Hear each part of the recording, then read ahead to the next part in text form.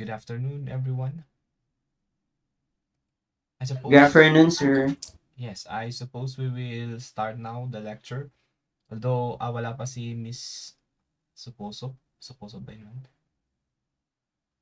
Perhaps, he will be joining na lang us later kung baka may problem. Anyway, we will start now discussing or providing lectures for chapter 1.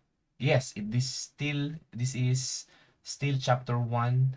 We named the previous lessons chapter 0 because those are just preliminaries. So for this chapter, we will start the real thing, meaning the topics that are really included under the course abstract algebra, and that would be groups and subgroups. For this chapter, I will be dividing the lecture into two. So the first lecture will be today.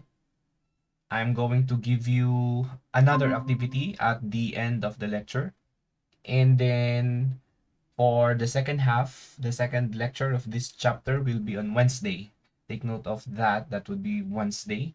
So that tomorrow, Tuesday, I will be giving you more time to finish the activity that I will be giving you, as I mentioned kanina, at the end of the lecture. So the title of this chapter is Groups and Subgroups. So our objective here is, of course, the main objective here is to have a knowledge of what we mean by groups and subgroups.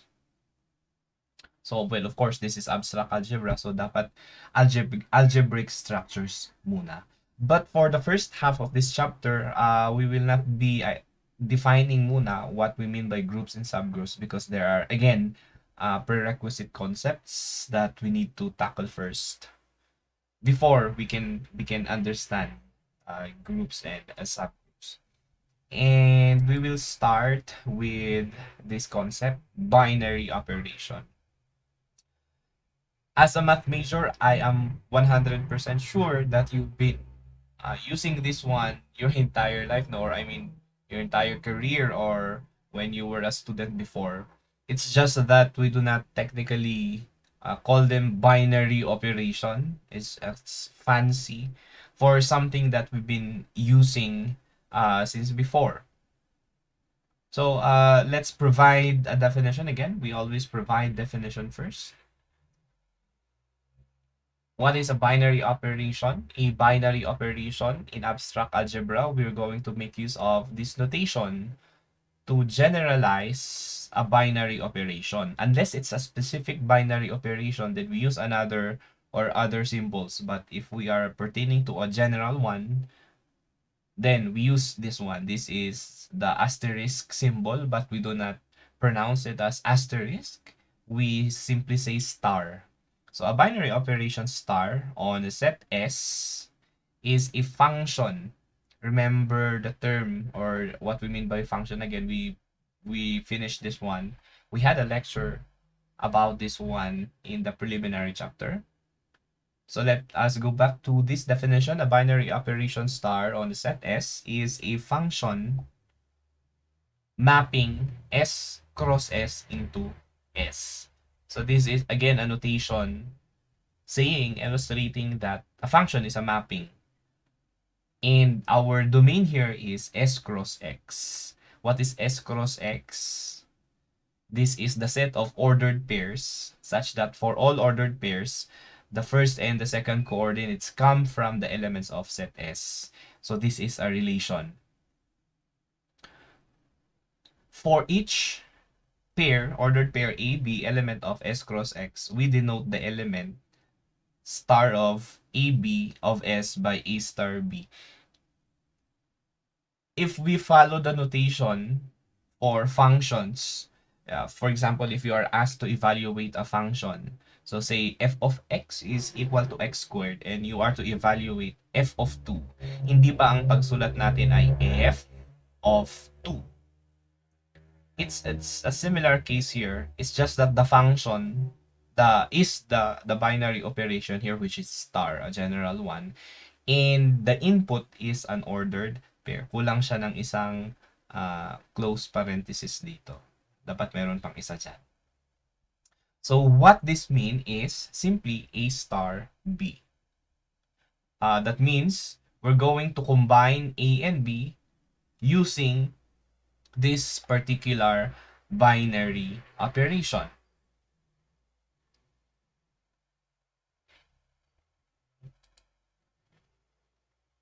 In this definition also, star has to be a function.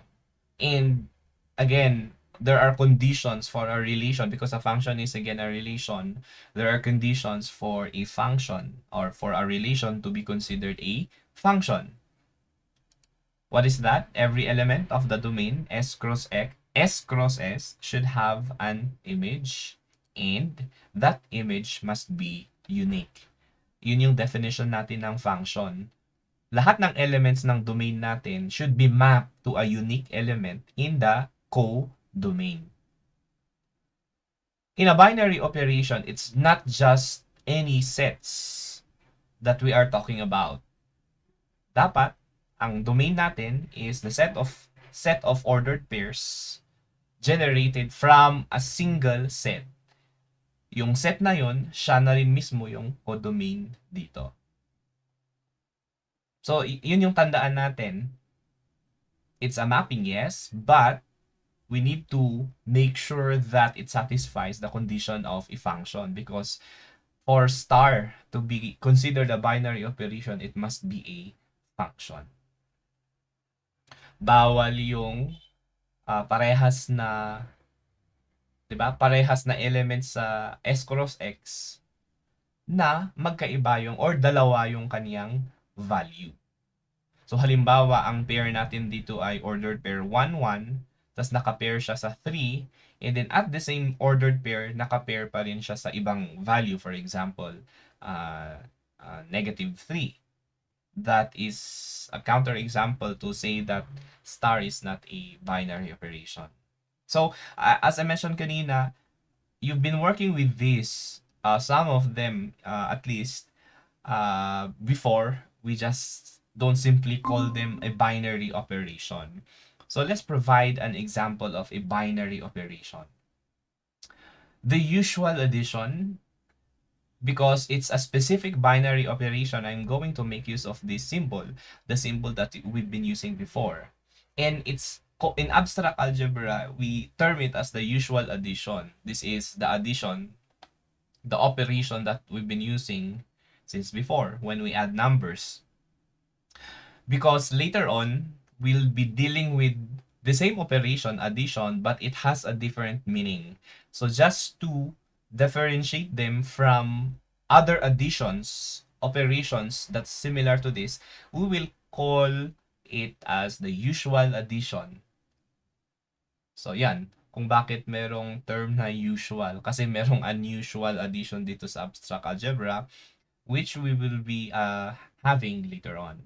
And for usual addition, of course, we use the usual notation for it.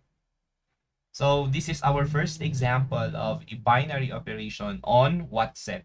Set R. So to illustrate you, because, well, this is a mapping, because we are considering it as a binary operation, it must be a function from some set to another.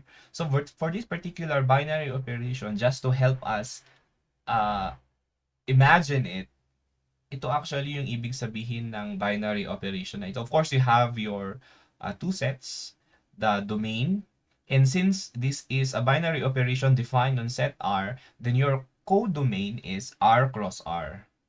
In other books, this is written as R squared. So if you are in abstract algebra and you see R squared, that means R cross R. So this is the set of all ordered pairs such that for each pair, yung mga elements doon, meaning the first and the second coordinates, are, of course, both elements of the set of real numbers.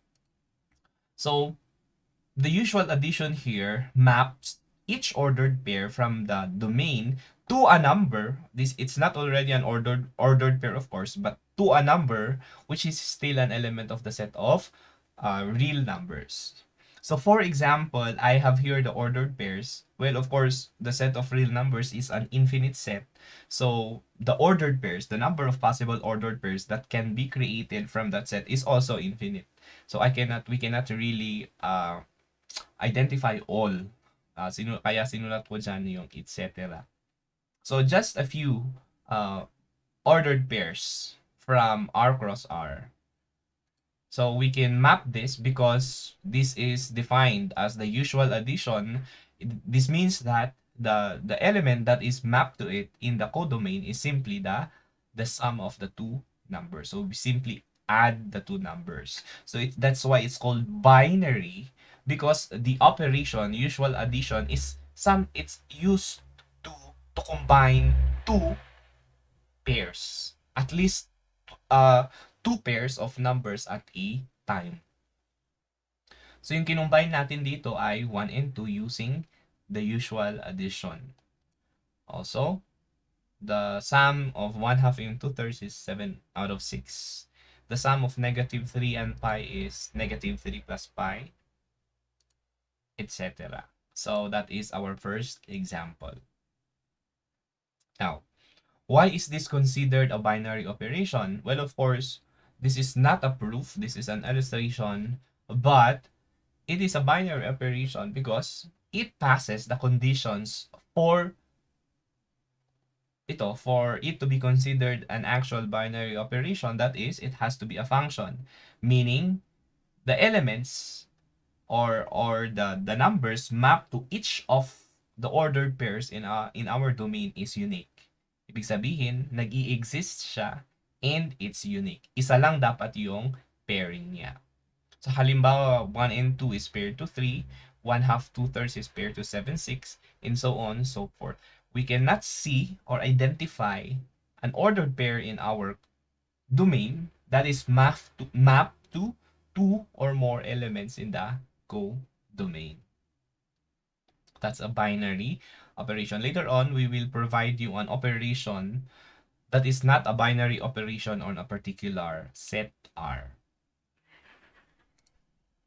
All right. Second example, the usual multiplication. Again, I'm not using star because this is a specific binary operation. This is the usual multiplication. So the four operations, arithmetic operations, or yes, operations on numbers that we've been using, they are actually called usual. Usual addition, usual subtraction, usual multiplication, and usual division. And the same notations are being used here. So this is a binary operation, means that it satisfies the condition for it to be considered an actual binary operation. So still we are working with the set R, the set of real numbers. So the same ordered pairs, but uh, we have now a different binary operation here. That would mean the answers here would change. So 1 and 2 is paired or mapped to 2. So that means 1 star 2 star defined as the usual multiplication is equal to 2. Simply multiply the 2. Okay, let's now proceed to our third example, the usual subtraction. Is a binary operation on, this is a subset of the set of real numbers. So ang set na kino-consider natin dito ay the set of integers. So of course, it's the same idea. Your codomain is z, di ba? Z cross z, and the codomain is the set of integers. So for example, well, of course, we have to limit the ordered pairs to the set of integers. Using this binary operation, we will now know which element is mapped to each ordered pair. So this is subtraction, so 1 minus 2. And remember, for a binary operation, the order is important. So the ordered pair 1, 2 is mapped to negative 1. If we are to compute for the element or the image of 2, 1, that would be a different story. It's actually equal to 1. 5, 3 it's 2. Yan. And for the ordered pair -4, -7, it's 3.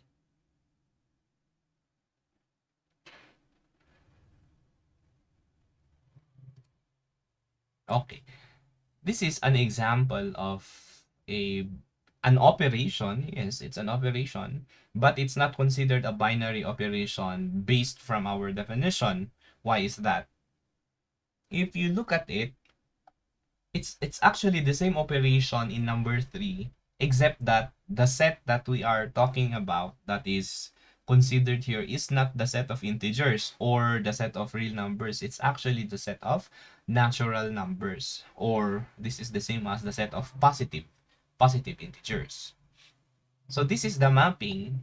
However, we can observe that although there exists a value when we combine the elements here using our operation, we see that some of the numbers here are not actually element of the set of natural numbers. And this is important for an operation to be considered a binary operation, because we are saying that all the elements of n cross n, it's mapped to our codomain, which is n. This also means that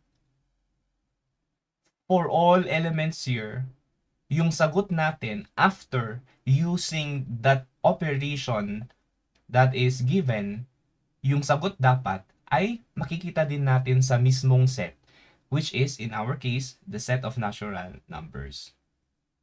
So 1 and 2 are, or the ordered pair 1, 2 is really an element of n cross n because 1 and 2 are both natural numbers. However, if we use this operation, the usual subtraction, the answer is -1. 1 minus 2 is -1, which is outside, which is not an element of the set of natural number. This is the reason why subtraction, specifically on the set of natural numbers, is not considered a binary operation. Now, how do we say it better, or parang mathematically right, or yes, better? How can we describe this uh reason, or if we have this pair of operation in a set, how do we say it's not a binary operation? We simply say that the binary operation is not closed under the given set. So meron tayong term na closed, the closure property for a binary operation. Bakit hindi siya closed? Kasi hindi lahat ng elements na nakamap sa ating domain ay element ng ating codomain na na-specify ng binary operation. So actually, it's not only for this particular ordered pair. We can identify a lot of ordered pairs whose values or whose image are not contained in this set. So we say that usual addition, or usual subtraction under set n is not closed. I believe it's self-explanatory already why we term it that way. It's not closed because it was not restricted to this set. It's outside the set. Let's have another example this time. Ang pinag-uusapan natin ay hindi lang numbers. So our set here, it's not any of the set of numbers that have been used in our previous example. This time we're going to use a set of matrices. So we're going to name our set M of R. Why are we using this symbol? To denote that the entries of our matrix M are still real numbers. So M of R is the set of all matrices with real entries. The usual matrix addition is not a binary operation. So this is again an example of an operation that is not considered binary operation on set MR. So if we're going to illustrate this one, bali ang ating domain, it's still an ordered pair except that yung mga elements natin dito, yung first and second element natin ay matrix. And you know, matrices could be of different dimensions. Pwedeng 1 by 1 yan, 2 by 2, 3 by 3, or 3 by 4, magkakaiba. At yun lahat ang laman ng ating domain ordered pairs na pair ng kahit anong matrix na kahit ano yung kaniyang dimension, ano yung in our few examples here, we have an ordered pair containing matrices of what dimension is this? 1 by 2. Ito ay 2 by 1. Parehas na 2 by 1. Sa third pair natin, yung una ay 1 by 2 or baliktad, 2 by 1. Tapos yung isa ay 1 by 2. Dito ay 2 by 1 and the other one is 3 by 1. So, etc. Naka-etc. lang yan. Just to give us an idea of how our domain would look like. Now, our operation here is the usual matrix addition. And I hope that you still remember your matrix addition. So, in linear algebra, of course, we know that we can only add or actually subtract matrices of the same dimensions. That's why the only ordered pair that we can provide a pair of, or the only ordered pair that has an image under usual matrix addition are actually ito lang. Of the 4 given ordered pairs here, it's actually the first one. Why? Because the two matrices have the same dimension. Therefore, we can actually use the usual addition for matrices. Same through with the second ordered pair here. But for the third and fourth, wala na. It would be undefined. So, evidently, the usual matrix addition is not a binary operation on set M of R.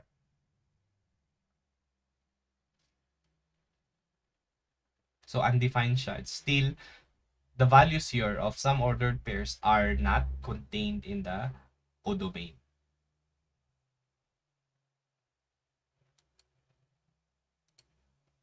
Okay, so in summary, to show that star is a binary operation in a given set S, what should we do? We take two arbitrary elements X and Y from set S, and show that X star Y is a unique element of S. Why are we doing this? Because this is again a requirement for a function, because a binary operation star is defined as a function. For convenience purposes, we may refer to this as closure and uniqueness. Yeah, so closure and uniqueness, bakit? It has to be unique, uniqueness, and it has to be an element of S, closure. Because if it's unique but it's not an element of S, nasatisfy lang natin yung uniqueness but not the closure. Or, even if it's an element of S pero dalawa sila, it's not unique, then closure yung nasatisfy natin, hindi natin nasatisfy yung uniqueness, it's still not considered a binary operation. So these two conditions here must be satisfied. How do we show that it's not a binary operation? Either we take two specific elements of S where their product under star is not in S, or we take two specific elements of S where the product under S is not unique. Ayan. So, basically, what this second statement is saying is, we show that it's not closed, or we show that it's not unique. Any of the conditions here, when not satisfied, that would make it not a binary operation. Well, of course, kung pag dalawa sila, mas lalong hindi yan binary operation.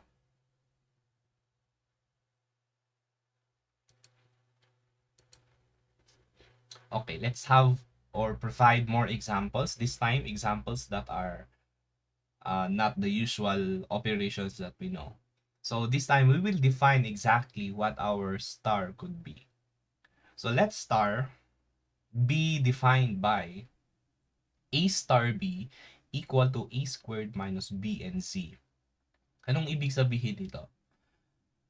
To combine A and B, we're going to make use of this formula. First, we square the first number, A, and then subtract B. Yun lang naman yung ibig sabihin nito. This is our tool, our formula to combine any pair of numbers in our domain. Our set here is the set of integers. So,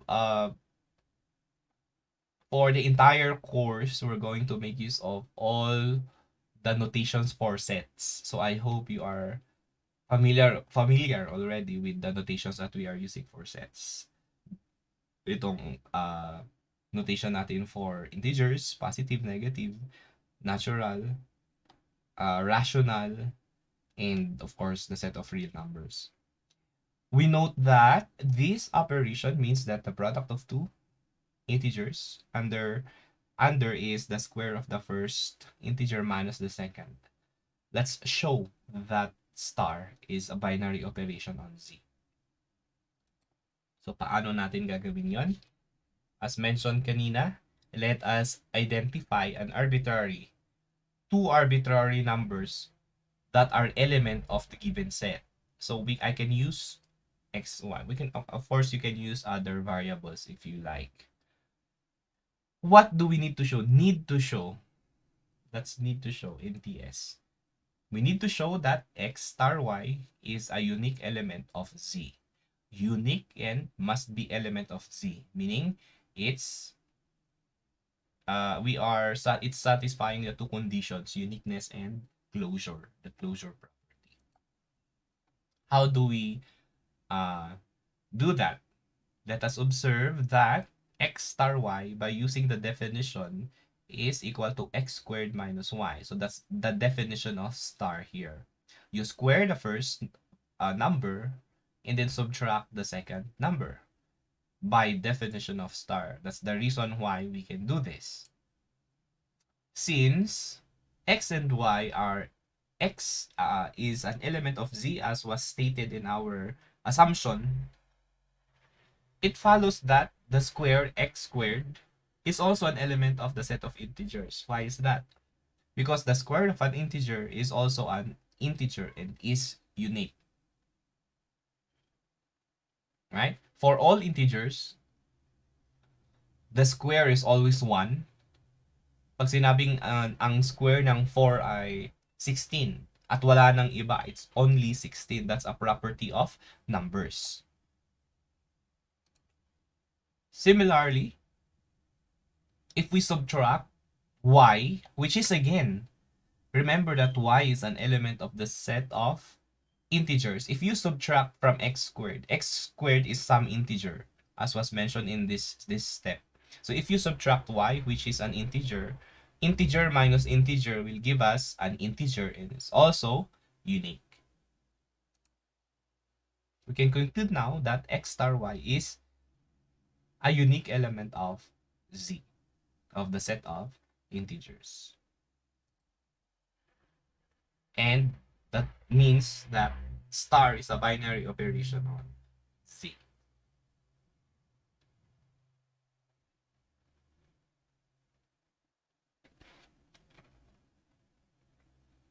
All right, let's now move on to the same concept except for induced operation. We have another definition. So let star be a binary operation on S, and let H be a subset of S. I hope you can imagine that. The subset H is closed under star if for all A, B element of the set H, we also have A star B element of H. In this case, the binary operation on H given by restricting star to H is the induced operation star on H.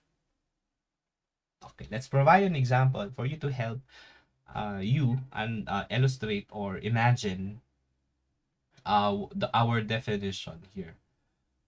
Consider the set of real numbers in R star.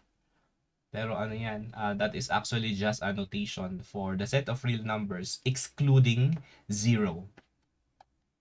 So yung differential lang ng set of the real numbers and this set is 0. Tanggalin lang natin yung 0 dito. I think yun yung naka-note dito. The usual addition on R does not induce a binary operation on the set R star because there exists two numbers A, B, element of our subset. Yung subset natin na bali H, if we're going to use the definition, if we're going to make use of usual addition, it's not element of R star, which is again the subset. If we're going to illustrate it, ito yung nangyari dito. We have a set. Meron tayong set. Meron din tayong operation. So, addition. Usual addition yung binigay sa atin. Meron din tayong naka-identify na subset. In this case, it's R star. Kung sana lahat ng elements ng subset, kapag ginamit sana natin yung usual addition, kung lahat ng sagot ay matatagpuan din sa set na ito, then we say that the usual addition on R is an induced operation on the set R star. But that's not the case here. Why? This is just a case, no? Pero I believe there are other examples, there are other cases. Let's have the numbers 2 and negative 2. 2 and negative 2 are elements of R star. Because R star is the set of all real numbers excluding 0. Basta hindi siya 0, nandito siya sa R star. That's why it's considered a proper subset, no, of R kasi may elements pa rin naman na wala sa R star. If you use usual addition on these two elements, the answer is 0 because 2 plus negative 2 is 0. And 0 is outside the set R star. So, it's not closed. The usual addition on R star is not closed because for some elements, when you use usual addition, it's outside it. We can identify other pairs, 4 and negative 4. In general, A and negative A, where A is an element of R star. The answer will not be found in the same set. That's why we say that usual addition on R does not induce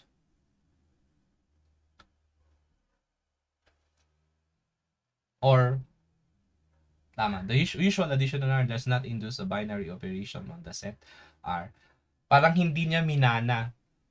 If we're going to make or use of an analogy, itong subset na ito, hindi niya minana yung binary operation. Well, obviously, the usual addition is a binary operation on R. Pag R lang yung pinag-uusapan natin, wala si R star. Kasi lahat naman ng real numbers, when we combine them using usual addition, it is always an element of R. Hindi naman siya lalagpas sa outside ng set R. Kaya lang yung operation na yon ay hindi minana ng subset na ito. Kasi hindi na satisfy yung property of a binary operation, which is one is the closure. Hindi siya close. Because if it does, then we say that that particular binary operation on the mother set is an induced operation on the subset. Do I have an example here? I think yes. We have another example.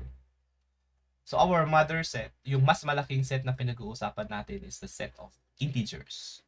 In the subset H is the set containing all n squared such that n is an element of the positive integers, the set of positive integers. Ibig sabihin, yung laman nito ay mga perfect square numbers. So we can start with 1. Kasi n should start with positive integers.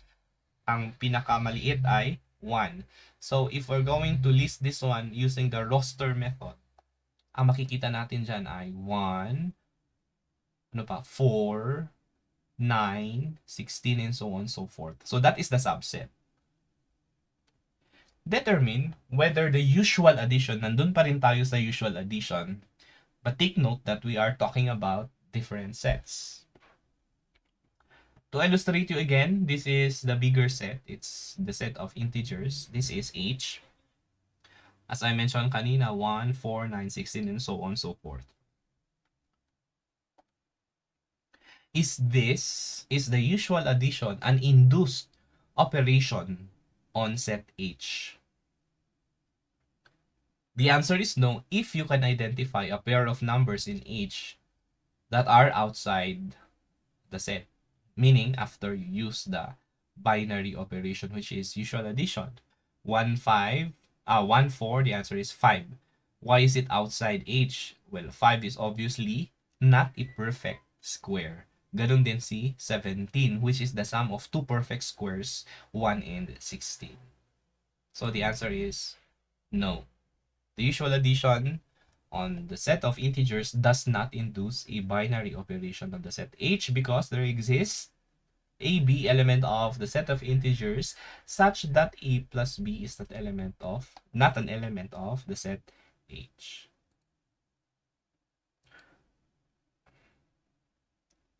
How about if we change, it's the same set, considers the set of integers in H, defined just the same as with the previous example. However, our operation here is the usual multiplication. Does this operation induce a binary operation on H? Well, to show that it is, kasi normally hindi na tayo makakahanap no ng elements dito na kapag kinumbine natin using usual multiplication, mukhang laging nasa H, meaning laging perfect square yan. But again, that is not a proof that this is true. For the previous two previous examples, hindi kasi siya na-satisfy. It's not an induced operation. That's why what we've done is to provide counter examples. At least one counter example lang yung kailangan natin. But if we want to show that it is a true statement, then we need to provide a formal proof. And how do we do that? We start with this one. What do we need to show? That for all a, b element of H, when we apply usual multiplication to these numbers, it's always an element of H. Of course, it has to be. Andito naman yung definition ng induced operation. So how do we start? Since this is what we need to show, then we will start with our hypothesis. Remember, this is the same as if A and B is an element of H, then A times B is an element of H. So we start with the hypothesis. So if A and B are elements of H, then A and B can be written as A equal to K squared and B equal to Q squared for some K and P element of the set of positive integers. Why is that? Because if A and B are elements of H, then A and B are perfect squares. If they are perfect squares, they can actually be written as a square of another integer. So yung other integers na yon, pwede nating i-represent using any other letters. I just chose K and Q. Okay, so what is A times B? It's of course the product of K squared and Q squared, which can be written, this expression here can be rewritten as the square of the product of K and Q. And obviously, this is an element of H because we are sure that this is a perfect square. If you multiply two integers and then you square it, the result is 100%, we are 100% sure that that is a perfect square, which is of course, as H was defined here, laman siya, dapat laman ang element na ito, ang number na ito sa H. So, what does it say? Kahit anong piliin natin na A and B na laman ni H, so A and B must be perfect squares, their product is also another perfect square. So how do we conclude? How should we conclude? The usual multiplication on the set of integers does induce a binary operation on the set H because, yes, for all AB element of H, A times B is an element of H. The proof stops there.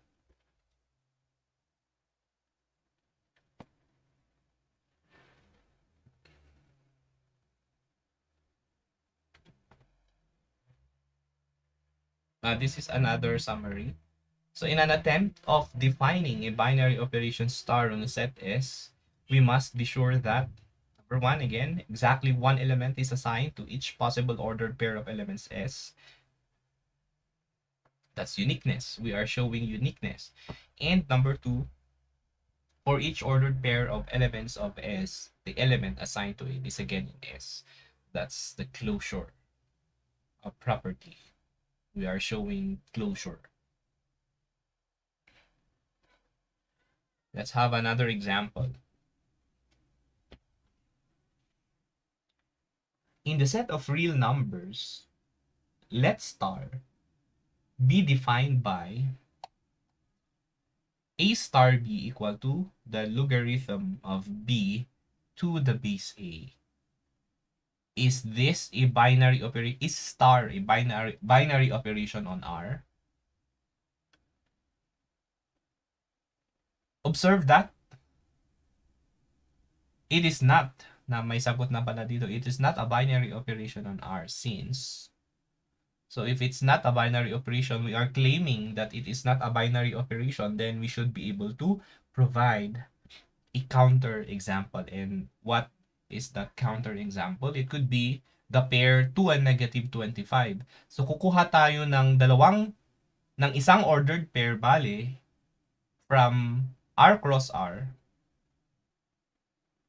and then show that when we use this particular binary operation, it was defined naman, papakita natin na either it's not unique or it's not close. It's not an element of the set being considered, and that's actually what happened here.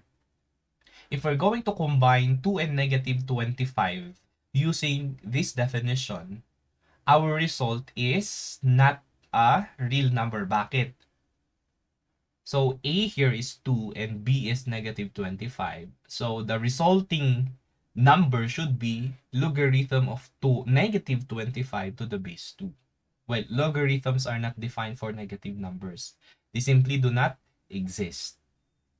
So we are sure that it's not a real number. Ewan na lang natin kung ano yon, but we are sure that it is not a real number. So R is not closed under the defined operation.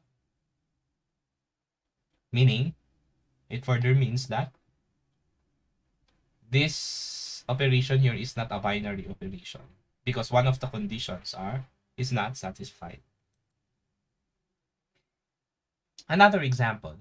On the same set, the set of real numbers, let star be denoted by a star b equal to c, where c is an integer greater than a b. Well, before I show the answer, what do you think? Anong property kaya? Is it uniqueness or closure ang hindi na-satisfy?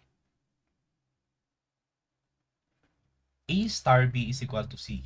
And c here is an integer na mas mataas sa ab.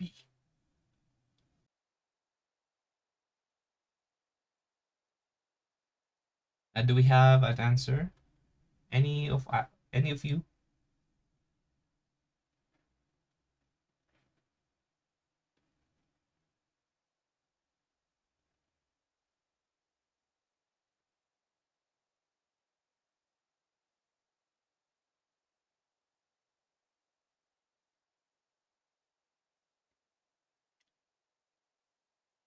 Let me repeat my question. Because the question here is star a binary operation on R? We can see the definition of star.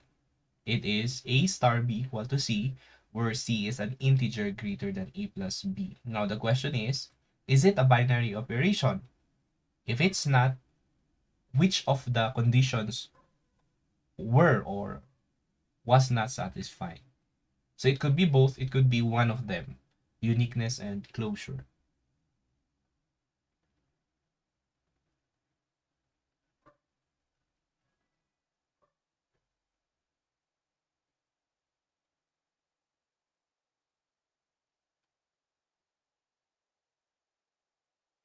Anybody from the group?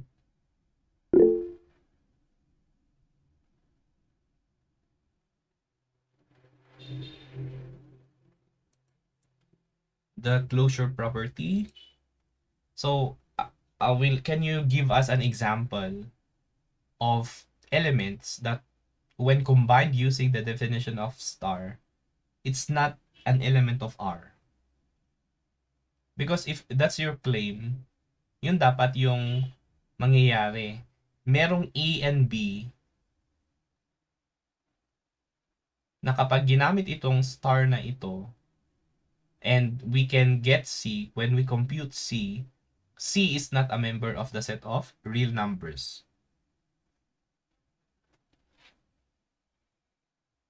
To show that it's not closed.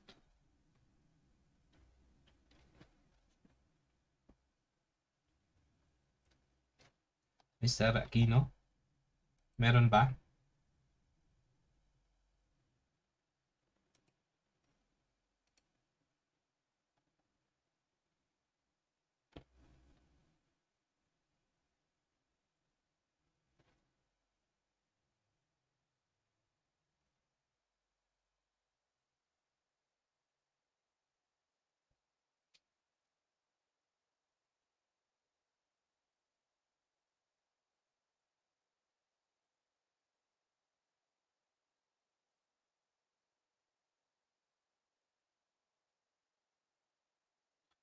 Is it really closure? Ano yung property na hindi natin na-satisfy kaya dito?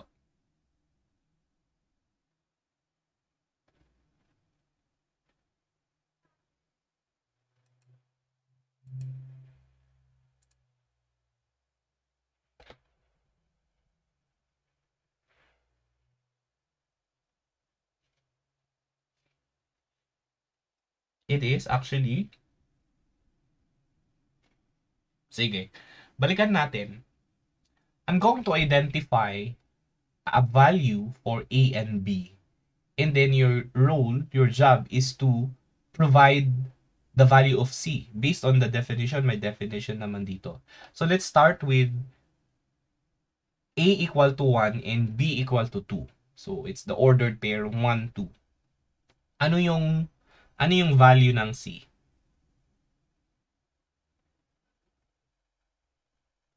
Again, C is an integer that is greater than A plus B.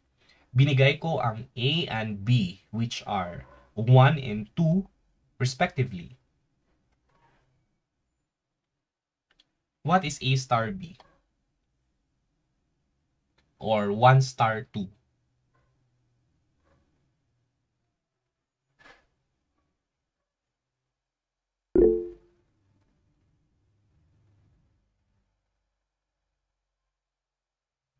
1 star 2. Remember that the value must be greater than A plus B. What is A plus B? It's 3. Kasi 1 at saka 2. Ibig sabihin, ang sagot dapat mas mataas pa doon. Kasi ang C, it's not just A plus B. Kung sana, where C is A plus B, then the answer is definitely 3. So what could be an answer?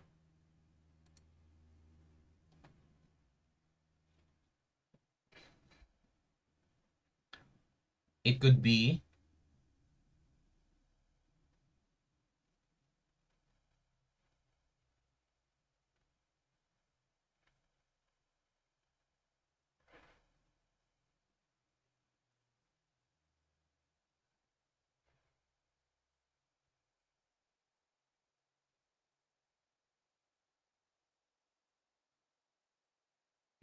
medyo magulo ba? Ulitin natin. C is an integer greater than a plus b. What is a plus b? It's 3. So just think of a number that is greater than 3. Yeah, 4. That is correct. That could be an answer for 1 star 2 based on this operation. What else?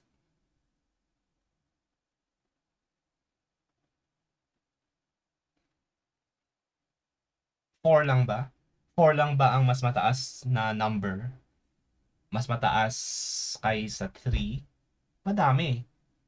5, 6, 7, 8. There are actually infinitely many. So, which condition is not satisfied? It's about uniqueness. So, yung nakapair kay 1 star 2 on this particular example is not unique. But it's close. Kasi ang na-mention natin na 4, 5, 6, 7, they are all elements of the set of real numbers. So there's no question of closure. It's always an element of the real numbers, the set of real numbers. However, it's not unique. Kasi nga, yung iisang pair lang of ordered pair na 1 and 2, 1 star 2, can be mapped to a lot of values. Bakit gano'n? Kasi yung definition ng C ng ating operation dito. So, well, malamang,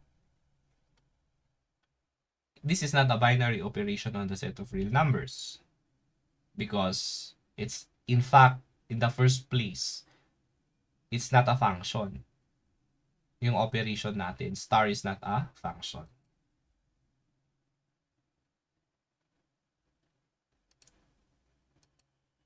Okay. Another concept, a commutative and associative operation. These are all important for us to be able to define a group. Because remember, this chapter is all about groups and subgroups. Pero malayo pa tayo doon. Because we need to discuss first these concepts, commutative and associative operation. What are commutative operations? A binary operation star on a set S, so it's given already to be a binary operation, ha. We are working on operations that satisfy the conditions for a binary operation. So when is it commutative? If A star B is equal to B star A for all A and B element of S. Remember, commutativity means the answer does not change. It remains the same regardless of the order, how we order the elements that we are operating on.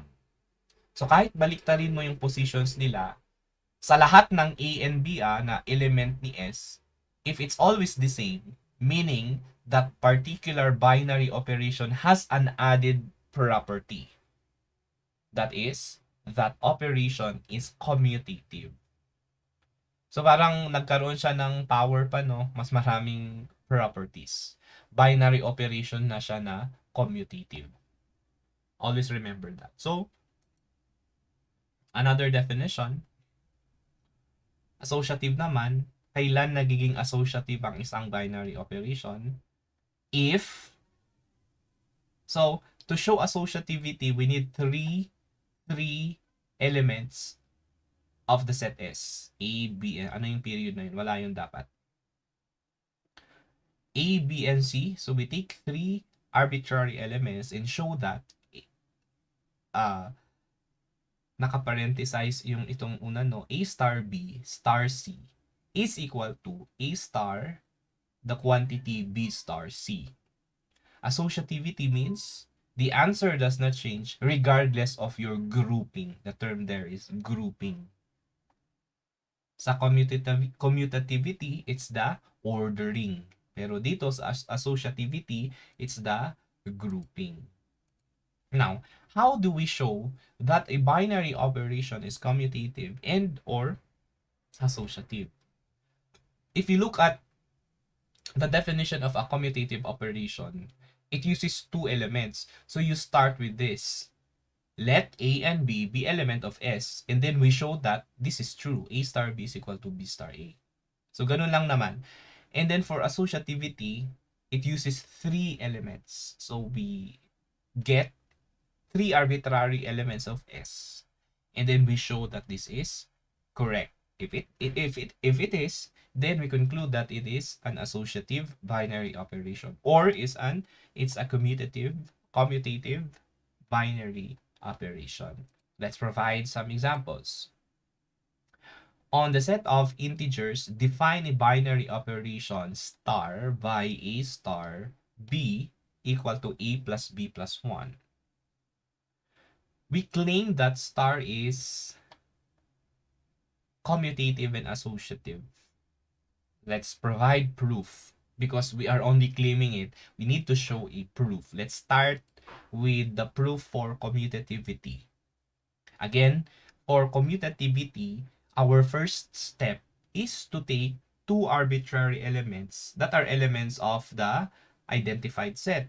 In this example, it's the set of integers. So, kukuha tayo ng A at saka B na element ni Z, and then what we need to show is the definition of commutativity, of commutative binary operation. That is, A star B is equal to B star A for all A and B element of Z integers. Now, how do we start?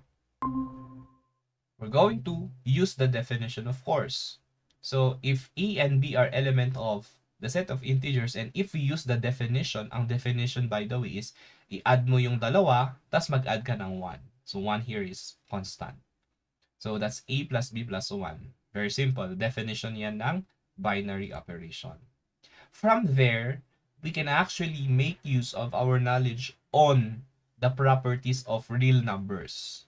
Elementary, or yung mga napag-aralan natin na basic, these are things that we already know. Remember that we cannot move forward if everything is presented in the course.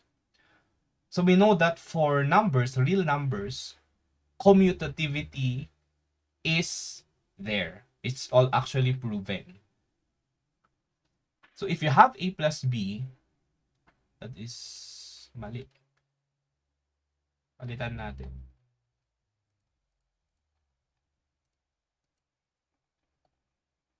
That's 1 dapat.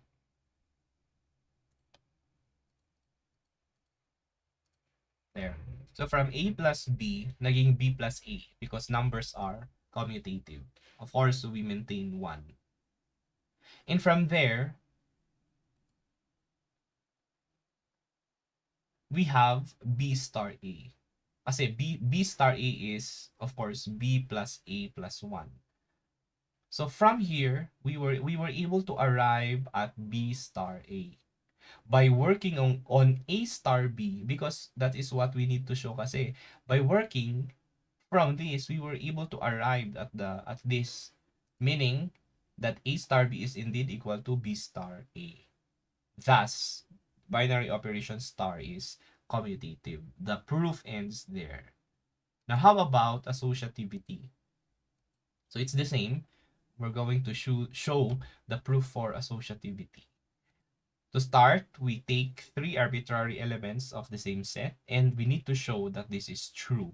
That the quantity A star B star C is the same as A star the quantity B star C. Now, how should we start? Parang ganun din yung ginawa natin kanina. Kukunin natin yung isa, and then by working with one side, later on, we should arrive at the other side. So, if we are working with this one, we should of course start with, saan kaya? For binary operations, you can actually start outside, meaning the operation outside the parentheses. Or inside, pwede na naman. Let's start with the ones outside. So, ito yung i-consider natin. So, anong ibig sabihin nito? We will treat this one as a single entity and then another entity. So, ang pairing natin actually dito ay mismong ito, yung buong ito, expression na ito, at saka ito. Gamitin natin yung definition na i-add natin yung dalawang elements plus 1. That's why we have A star B, the quantity A star B, that's the first element. You add it to the second element, which is C, plus 1 by definition of star. And then, after that, we work on doon sa parenthesis na yan. So, it's still A plus B plus 1 by definition of star. Now, anong ginawa natin dito? Iniba natin yung grouping. Bakit? For real numbers ulit. Actually, yes, for all real numbers. Kahit na integers pa yung kino-consider natin dito, all integers are real numbers naman. But for all real numbers, commutativity and associativity is valid. That's why ni-regroup natin yung... So, ang una natin ginawa actually ay kinomute natin yung C at saka 1. So, nagpalit sila and then rinigroup natin. So, bali nag-group ang B plus C plus 1. There. And then, from B plus C plus 1, that is just the same as B star C. B star C. If you compute B star C using this definition, you will arrive at B plus C plus 1. And then from this stage, we will have A star, the quantity B star C. So, yung dalawang elements, pinag-add plus 1. So, that is just the same. So, here, we were able to arrive at A star, the quantity B star C, which is what we want to show here. So, star is associative. I have an alternative proof here for the same associativity, which we show that star is associative for this particular binary operation. How do we do that? We start with 3 arbitrary elements of the set of integers and we need to show that, of course, the same. But we're going to make use of a different strategy. So, ang una kong gagawin, I'm going to solve for the value of the left-hand side. So, this is the left-hand side. I'm going to solve for the value of it. Dire-diretso lang, katulad ng ginawa natin. So, ang value niya ay A plus B plus C plus 2 because we use the definition, yung plus 2 galing yan sa plus 1 dito. Also, we do the same for the right-hand side. The right-hand side is this one, A star, the quantity B star C. And by using the definition, we will arrive at A plus B plus C plus. Well, we can see that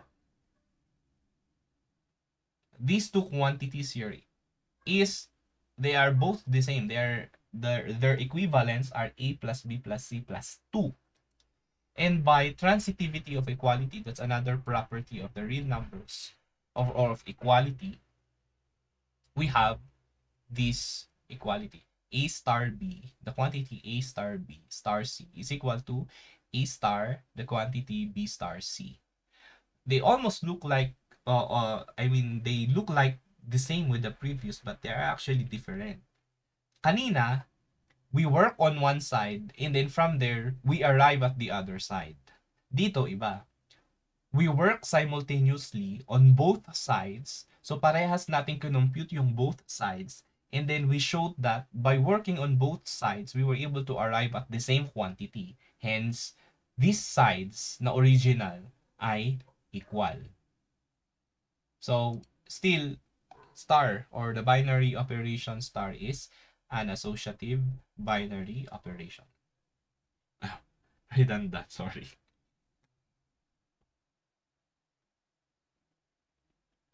So that's what we mean by a commutative and an associative binary operation.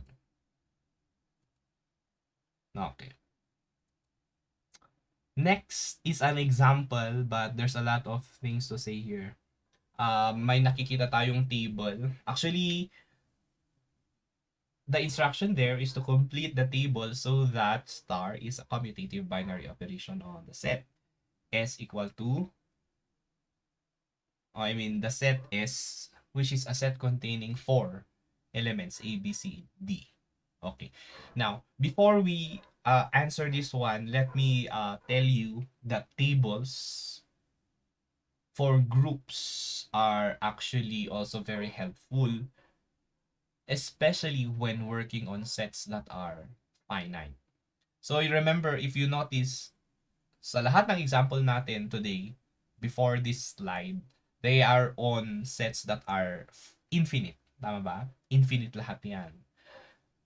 Pero kung yung set na pinag-uusapan, kung saan dinidefine natin si star, the binary operation ay finite, at iilan lang naman yung mga elements, we can actually make use of a table to show the elements of S and all the possible values when we use the binary operation, of course. So yung makikita natin sa leftmost and rightmost, so yung pinaka leftmost and rightmost, those are actually the same values of the set. So parang multiplication table lang ito. Makikita natin dito ay A, B, C, D. Bakit? Kasi sila yung elements ng ating S na finite, by the way. Obviously. Ganon din yung gagawin natin. By the way, in preparing a table like this, is important to maintain the same arrangement. Kung ano yung arrangement mo dito, mas maganda na ganon mo din siya i-arrange dito. Now, this is the heading, no? It's showing us kung ilan yung element ng set natin. Ito yung body ng table. Lahat ito. This is where we place the value. Depende na kung may binigay na definition ng star, kung paano natin i-combine yan. Pero, I believe you get the point of this table. Ibig sabihin, ang value nito ay yung image ng A star A. So, B. Yung image ng ordered pair na A star A ay B. So we do not know how star is being defined here. Nakalagay na kasi yung sagot. B star A is D. C star B is C. D star D is C. Ganon. Now, we want this table to be a commutative binary operation. Meaning, we have to fill out the remaining cells here so that star is a commutative binary operation. Ano na ulit yung commutative? A star B is equal to B star A for all AB element of S. Yan. So parang clue na yung mga binigay na unang entries dito. These are actually clues. For example, if B star A, where is B star A is equal to D, yung yellow, para maging commutative yan, dapat yung A star B, so parang i-change natin yung ordering ng B star A. So A star B, anong dapat? Nakalagay na, it should be D. If C star A, saan galing yan? C star A ay A, dapat, A star C ay A. What else? So, similar lang yung gagawin natin dyan to complete the table. Now, your job is, so this is a commutative binary operation. In a table, based on your observation dito, kailan kaya nagiging commutative ang isang binary operation? Pag gumamit tayo ng table, malamang ang set natin ay finite. Any observation in our table?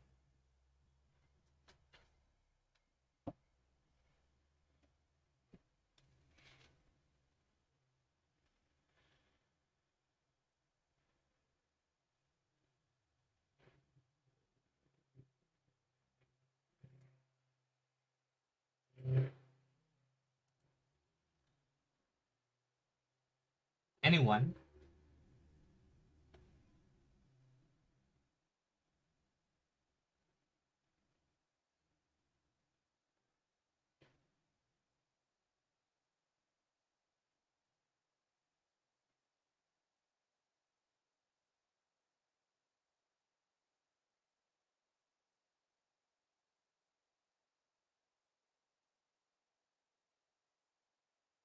Ano yung mau-observe natin? May pattern ba dyan?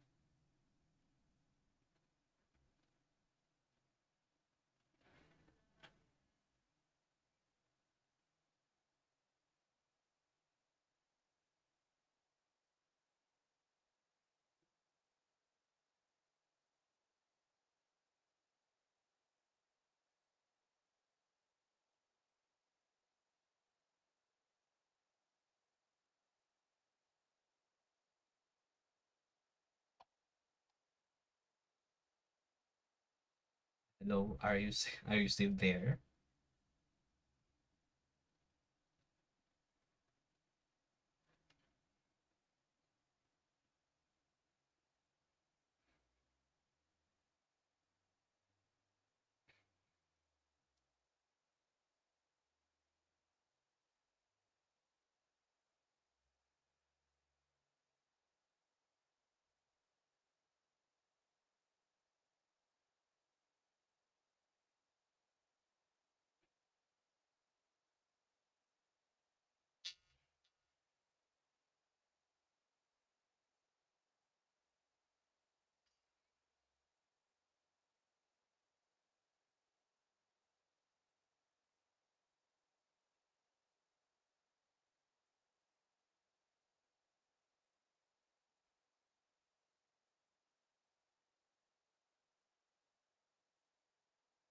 Wala?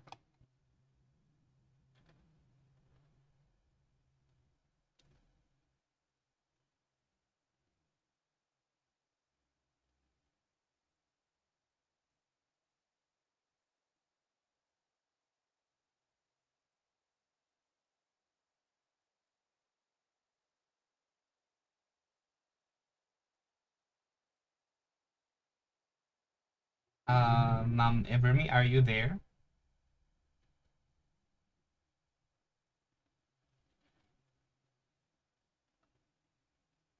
Ma'am Sherilyn, andyan ba kayo?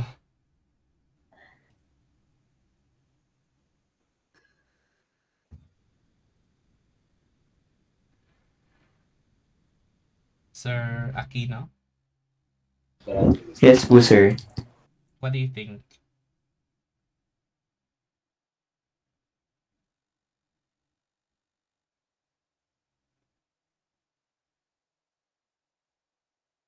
Ano yung na-observe natin if we're going to use this as a line of, ayan na, a line of symmetry, ano yung na-observe natin sa mga elements?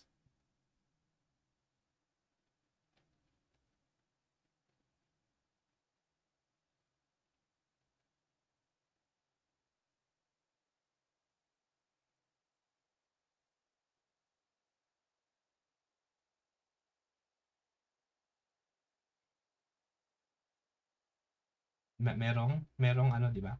Merong symmetry.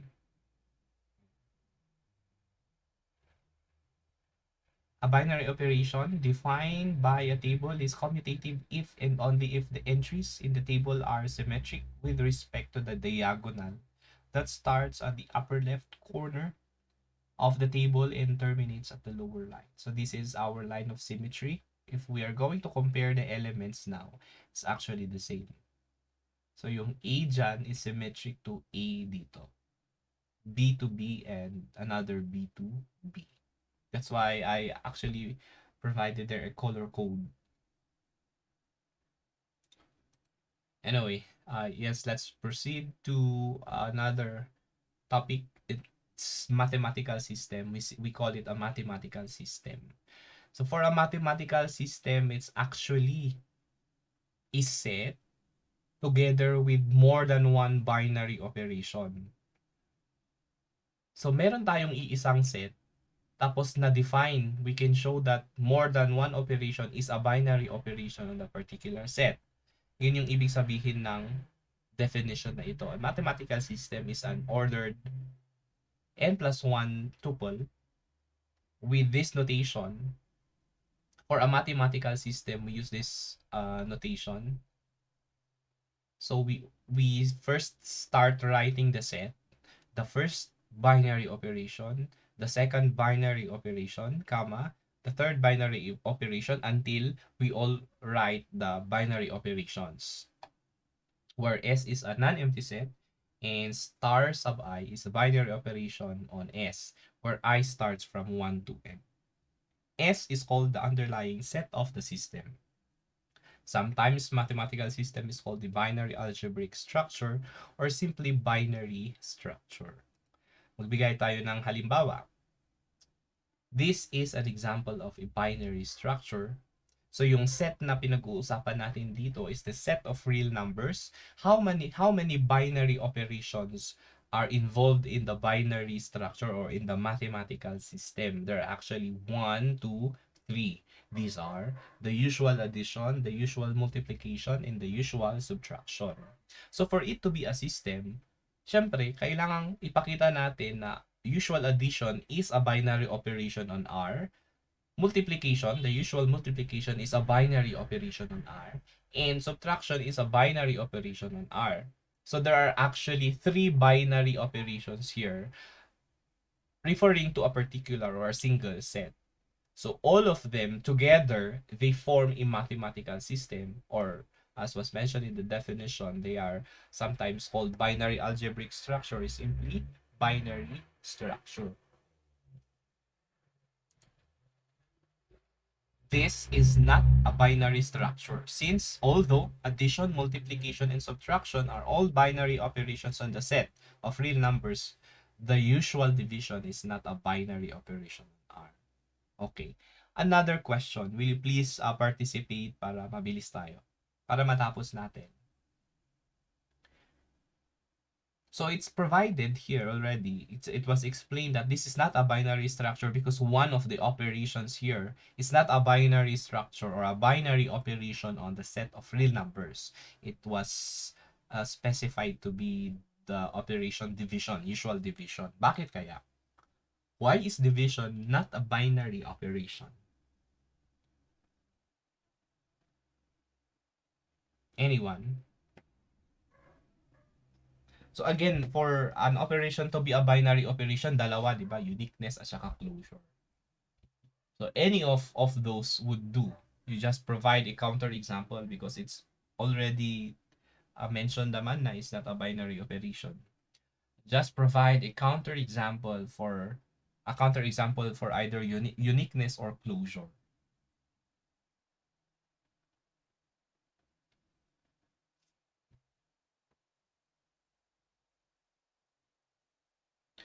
Bakit kaya? Bakit si division hindi siya binary operation?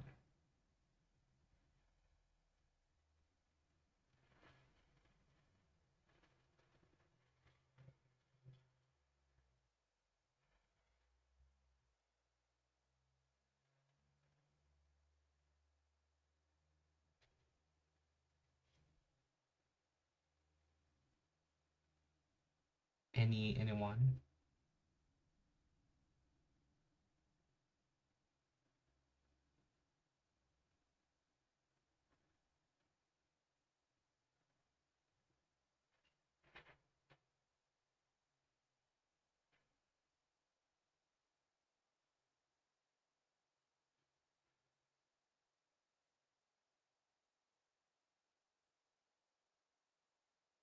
Hello, sir. Sir, try pero hindi po, Sige lang, ma'am. sir, will it fall under it's not binary because it will fall under um, the uniqueness? Sir, kasi sir, parang 1 and 1 divided by 2, then negative 1 divided by negative 2 is just, this will yield to the same answer. Tama po? No idea. Ma'am, to show that it violates uniqueness, parang ang gagawin natin diyan, isang pair lang of numbers. So kunyari yung 1 at saka 2.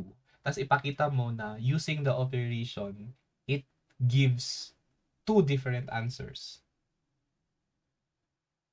So ibig sabihin hindi unique yung sagot kapag ginamit natin yung operation using the counter examples that we identify. So halimbawa ulit, yung elements na gagamitin natin for counter example is 1 and 2.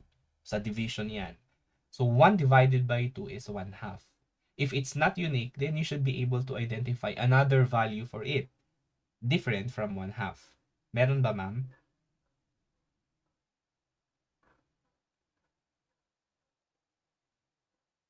Ang 1 divided by 2 ay 1/2 lang talaga, di ba? So it's not actually the uniqueness. So meron na tayong clue. What could be a counter example kaya?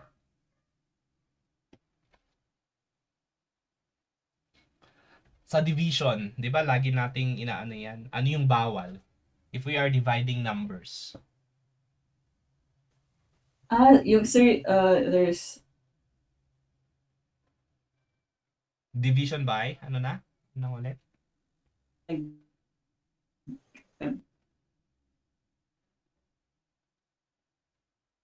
I'm sorry. And I think I wasn't able to hear it. Division by, ano yung bawal sa dividing numbers? We can divide in Zero, ma'am. Ayun, 0. So, ang counter example natin dyan, kahit actually anong real number at saka 0, if we divide that, that is for sure not an element of the set of real numbers. In fact, we do not know what that is. That's why we say it's undefined.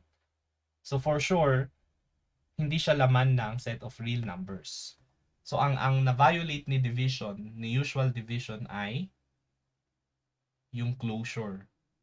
Yung condition na dapat closed yung operation on that particular set. Yan.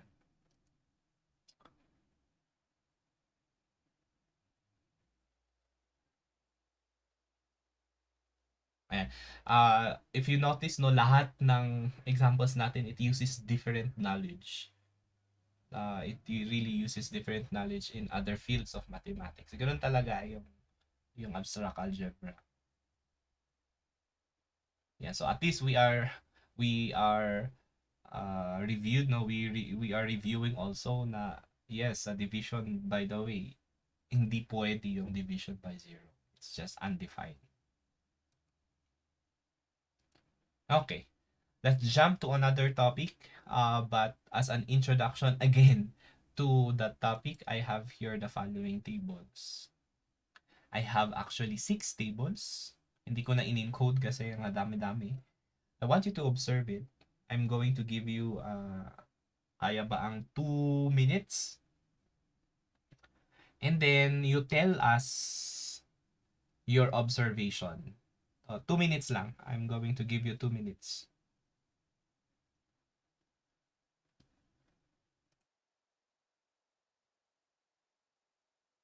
All right, I'm back. Any observation from our table?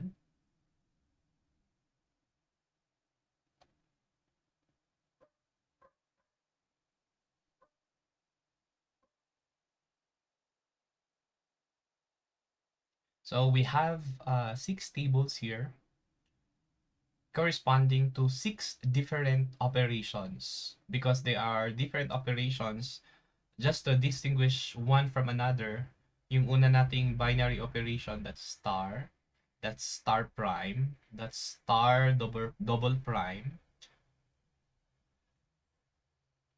This is just the same? This is supposed to be a different one. And then star na may hat dito. And then another symbol or pero the concern here is meron bang similarities itong nandito na binary operations, although we can see obviously that they have the same, it is involving different elements, meaning we are working on different sets. So sa first na binary operation, the set involved there is the set containing 3 elements ABC. Dito naman, anong symbol na ito? Yung symbol for number, the dollar sign in the ampersand. For the third binary operation, it's the set containing XYZ. XYZ pa rin dito. That's why they're just the same. Observations? Meron ba?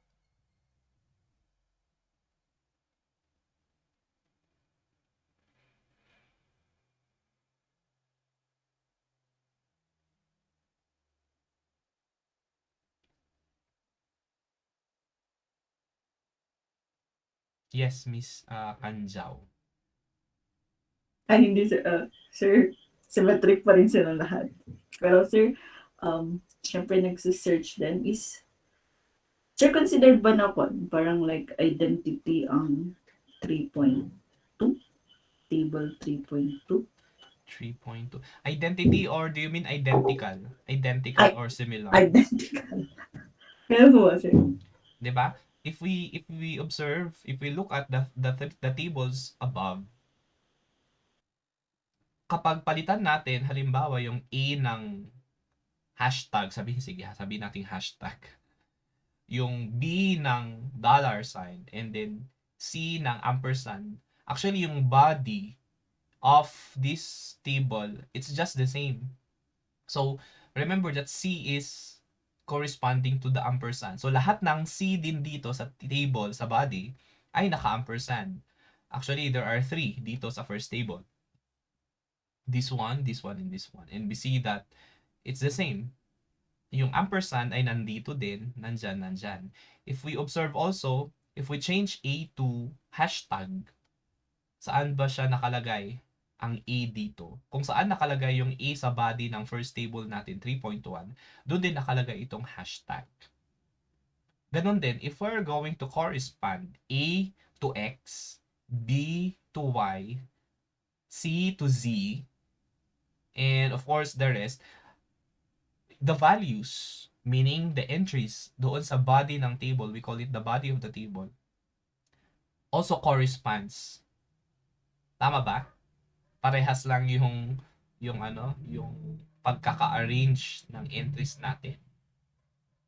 Ito yung tinatawag natin na, and by the way, if we compare it sa 3.5 and 3.6, they are different structures, binary structures.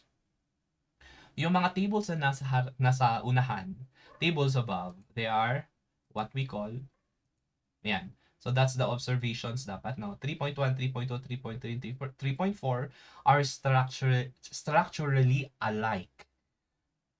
These four tables differ only in the names or symbols for their elements and in the order that these elements are listed as heads in the tables.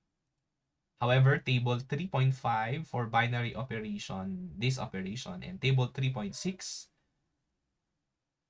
on the set S are structurally different from each other and from table 3.1.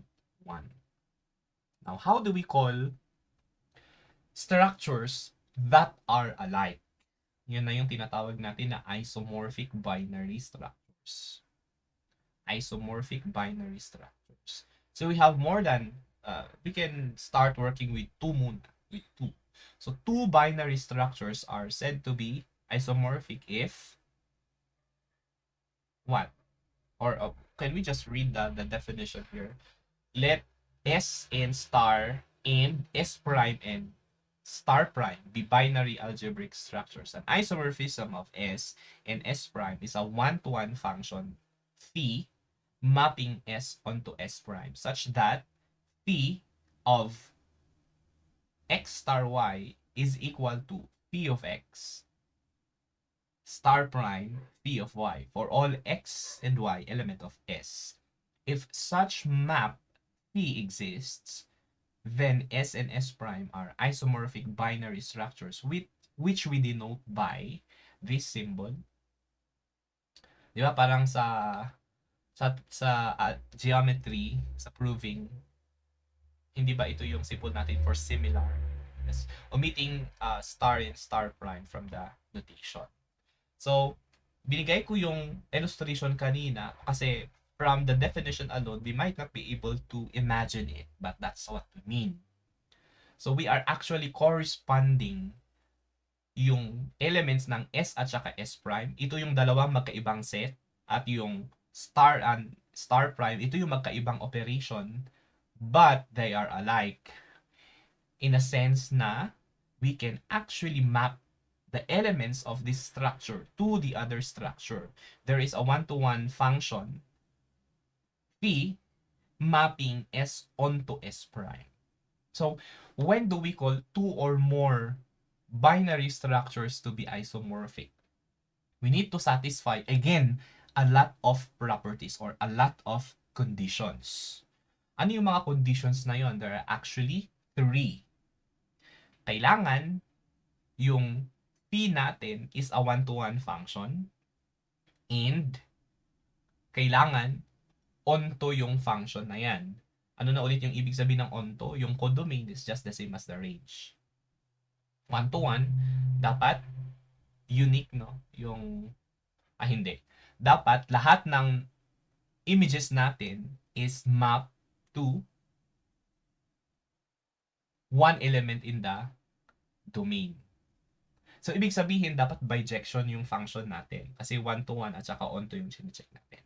So, bijection siya, one-to-one and onto, at the same time, merong specific na property na kailangang masatisfy.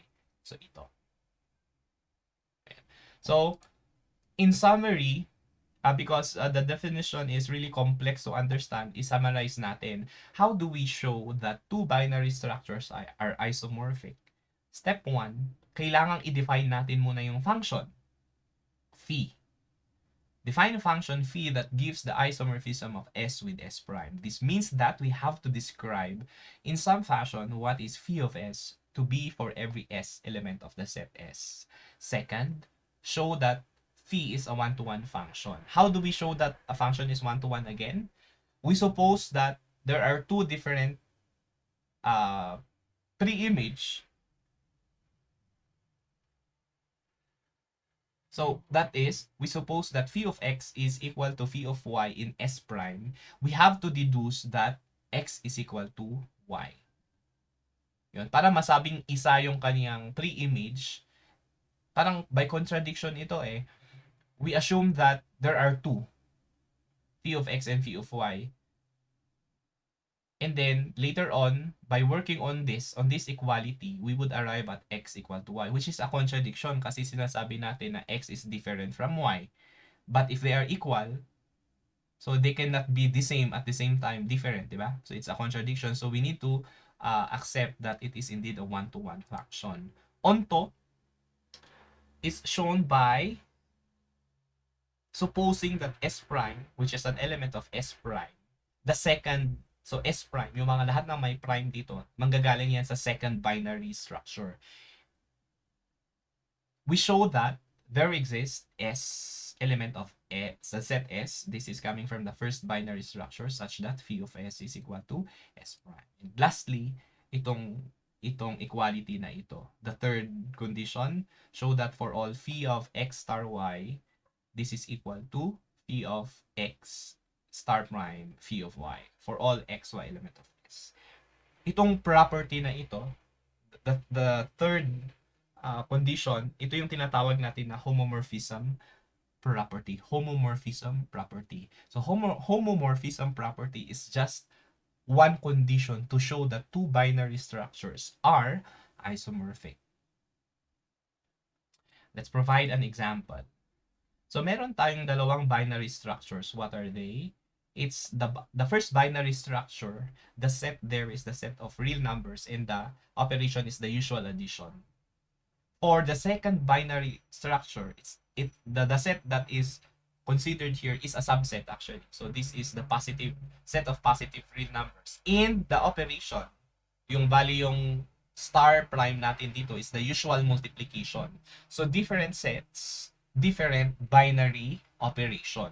We are going to show that this is a binary structure. So to show it, we need to show the 4 steps. What is the first step? It's to define a function phi that gives the isomorphism of S with S prime. This means that we have to describe, yan. Sinulat lang natin ulit yung 4 steps kanina. Now, how do we apply this in this particular example? We can proceed as follows. So we have to somehow, ito yung step na kailangan yung creativity natin. Because if you notice, how would we know that we are going to use such mapping? We have to somehow convert an operation of addition to multiplication. Why is that? Because the first binary structure involves the usual addition, and then the second involves the multiplication. So if we're going to create a function from the first structure to the second structure, then it is has something to do with converting uh, numbers that are being added to numbers that being multiplied. And that is, ano kayang function ang pwede? Ito yung phi. Bali yung phi natin. Remember that a raised to the sum b plus c is the same as a raised to b times a raised to c by the laws of exponent. Tama ba? The same base, if you add the exponent, it's this expression. Thus, we are defining phi. Ito na yung definition ng phi natin as a mapping from R, walang comma dapat doon, the set of real numbers to the set of positive real numbers by phi of x equal to e raised to x. So, gagamit lang tayo ng exponential function. Kasi sa exponential function natin maa-apply yung concept na ito. Note that e of x or e raised to x is greater than 0 for all x element of the set of real numbers. So indeed, yung image natin is an element of the set na galing sa second binary structures. Step 2, show that p is a one-to-one function. And how do we show that it is one-to-one? Ang unang step ay mag-start sa kung ano yung sinupose natin. Sabi natin, suppose, so if phi of x is equal to phi of y, then, using the definition of phi, so ano yung phi of x? Phi of x is given by e of x kasi eh. So phi of x is e raised to y, x, and phi of y is equal to e raised to y. Now, how do we show? Ano yung goal natin dito? We show that, doon sa step natin, we show that x is equal to y in S. How do we do that? We take the logarithms of the two sides. So if we do that, we have x ln e is equal to y ln e. Remember, ln e is just equal to 1. So from there, we know that x is equal to y. Nawala yung step na sinabi natin because unfortunately, we are uh, having that as something that we know already. So if we take the natural logarithm of this equation, meaning of both sides, we will arrive at x equal to y. So, pero ito nilagay ko. X ln e is equal to y ln e. Ln e is equal to 1. That's why we have x equal to y. So, p is indeed 1 to 1. The third step is to show that it is an onto function.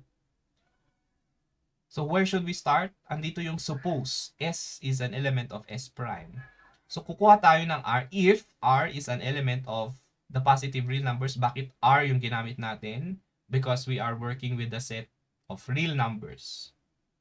Then, L and R is an element of the set of real numbers coming from the first binary structure. And phi of L and R is equal to e raised to L and R, that is equal to R.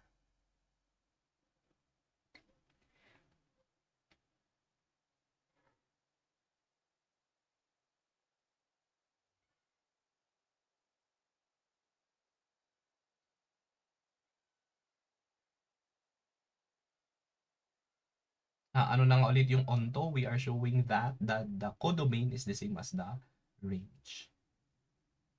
So lahat ng element, ito yung sinopose natin eh, lahat ng element ng codomain natin, which is S prime by the way, lahat ng element doon merong nakamap. Ibig sabihin meron siyang pre-image.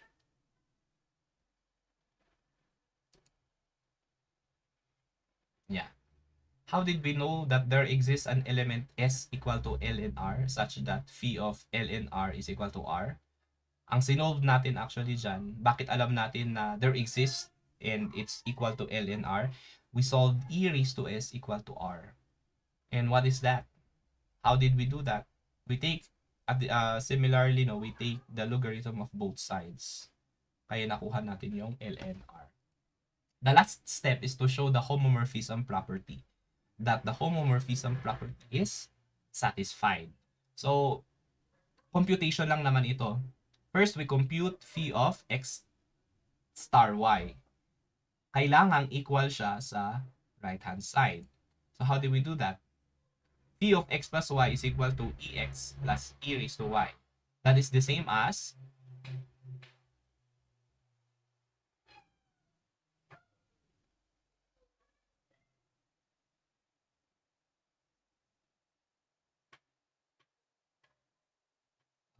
yeah, something is hindi tama yun. Palitan natin. So,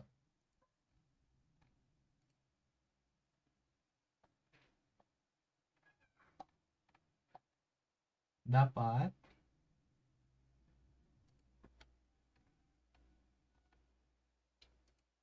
plus y. If we're going to make use of the definition, yung phi of x plus y, kasi ang phi natin, phi of x is just e raised to x, dapat e raised to x plus y yung sagot. And that is equal to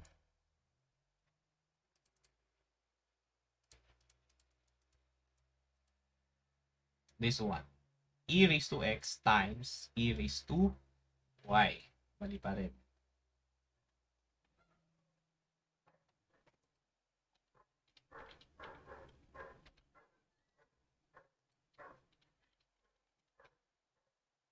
Which is the same as phi of x times phi of y.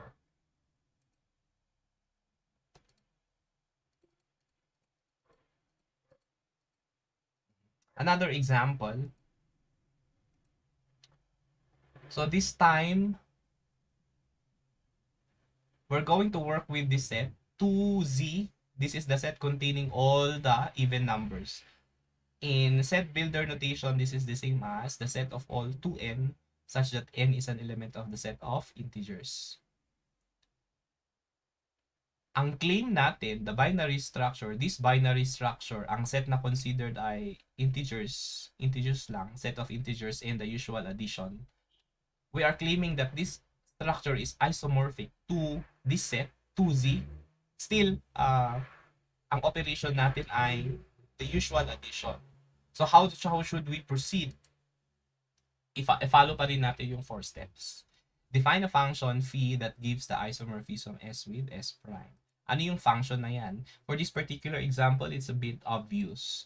Phi of n is equal to 2n. Gamitin natin si 2n.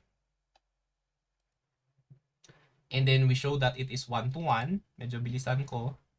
It's already time pala. That is, if phi of m is equal to phi of n, then 2m is equal to 2n. So m is equal to n. Bakit 2m yan? Because the definition of phi of n is 2n. So if our input becomes m, adi ang kanyang sagot ay 2m lang siya. It's onto. Still, we use this definition in the homomorphism property. So yes, indeed, the two structures are forms an isomorphism.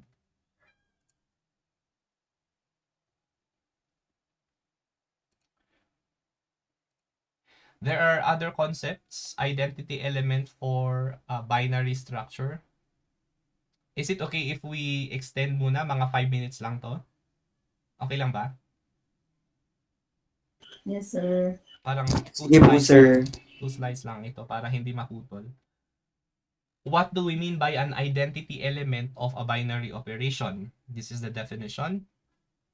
If this is a binary structure, an element E, ang notation natin for an identity element is small letter E. It should be coming from S, of course. Is an identity for star if ito na naman yung property na nasatisfy. E star S is equal to S star E is equal to S.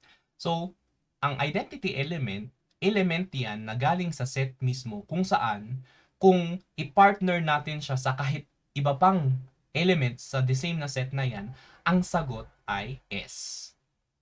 So, sa usual multiplication, Sa usual multiplication, alam natin yung multiplicative identity niya.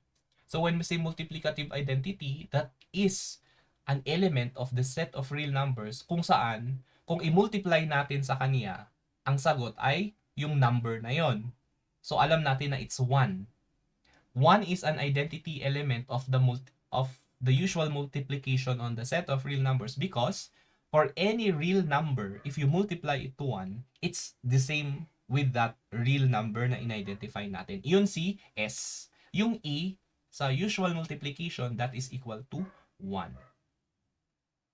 Sa addition naman, what is the identity element of the usual if the binary structure that we are talking about is the usual addition on the set of real numbers? Pag addition yan, naghahanap tayo ng element sa real number kung saan given A, an element of the set of real numbers, if we use usual addition, the answer is always A. That is the number 0. So 0 plus any real number or any real number plus 0 is the same real number. Yun yung identity element for a binary operation. So you see, ginagamit natin siya before. We are just trying to generalize it with this lesson. So ang example na nakikita natin, it's the binary operation is not any of the usual operations that we know. It's actually defined in some other way. So the definition in our example of the binary operation here is a plus b plus 1. So we want to find a possible identity element. So ang strategy na na-apply dito is parang trial and error. We want to find a possible candidate for the identity element. So how do we do that? We're going to make use of the definition of an identity element. So if it exists, then E star A is equal to A for all A element of ano yung set na nandito sa example? Set of integers. So what is E star A equal to? From this equality, E star A is equal to A. We're going to compute for E star A. E star A. Meron naman tayong definition dito. It's you add the two numbers plus 1. By working on this equation, we will arrive at E equal to negative 1. Now, we need to answer also the other, kasi sa equation na ito, sa definition, dalawang equation yan, tama? E star S is equal to S and S star E is equal to S. Hinati natin dito. Tingnan natin kung parehas yung lalabas. Kasi later on, there is a theorem na nagsasabing ang identity element ng isang binary structure dapat unique. Meaning, dapat iisa. So, we can see here na negative 1 din yung lalabas. Now, this is not a proof. It does not automatically mean that it's negative 1 is the identity element. Because we were trying to find a possible candidate lang sa step na to. This is the actual proof. So we show that negative 1 is indeed the identity element for this particular binary structure by showing the entire thing. So what do we need to show? We need to show that negative 1. So i-replace na natin ang E ng negative 1 na siyang tinitest natin kung talagang identity element yan. Negative 1 star A is equal to A star negative 1 is equal to A for all A element of the set of integers. At makikita natin na tama. So, paano natin yan sasagutin? Sagutin natin yung left-hand side. Sagutin ulit natin yung right-hand side na siyang ginawa natin dito at parehas sila na nag-arrive at the same value which is A. By transitivity of equality again, since their values are the same, are equal, it means that these two expressions here are of course equal. Yes, this is the theorem that I was mentioning to you kanina. This binary structure has at most one identity element. That is, if there is an identity, it is unique. So kung this is very powerful actually, kung na-prove na natin na some structure is a binary structure, pumasa siya, at nakahanap tayo ng identity, yung identity na yon ay nag-iisa lamang. It's unique. Another theorem, suppose this is a binary structure and has an identity element E4 star. If phi maps, if the mapping phi from S to S prime is an isomorphism of the two binary structures here, then phi of E is an identity element for the binary operation star prime on S. Ano yung silbi nito ng second theorem na ito? If we are able to show that two binary structures are isomorphic to each other or forms an isomorphism, pag nahanap natin yung identity element ng isang structure, kukunin lang natin, isosolve natin yung phi of E, makukuha natin yung identity element ng pangalawang binary structures. So, ibig sabihin, madali na lang ang buhay na maghanap ng identity element kung given na isomorphism yung dalawang binary structure. Or, pwedeng hindi pa, so ang gawin lang natin, i-show natin that the two binary structures are isomorphic to each other. And if any of the binary structures are, or if we are able to identify the identity element of one of the binary structures, then we can solve for the identity element of the other binary structures. Yun yung silbi ng theorem na ito. I will not show na the proof ng dalawang theorem na ito.